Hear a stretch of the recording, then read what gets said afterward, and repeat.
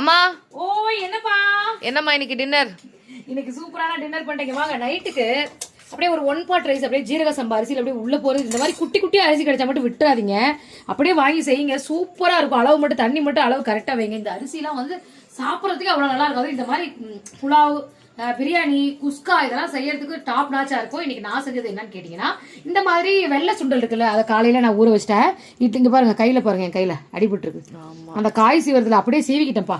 அதனால அப்படியே கையை வலிக்குதுனால தாங்க முடியல. சரி, இந்த வெள்ளை சுண்டல் வச்சு நான் நைட்டுக்கு வந்து புலாவ் பண்ணிட்டேன். ஒயிட் புலாவ் சூப்பரா இருக்கும். இந்த அதுக்கு தொட்டு சாப்பிட்றதுக்கு தயிர் பச்சடி, மதியானம் வச்ச குழம்பு எடுத்து அதை சாப்பிட போறேன்.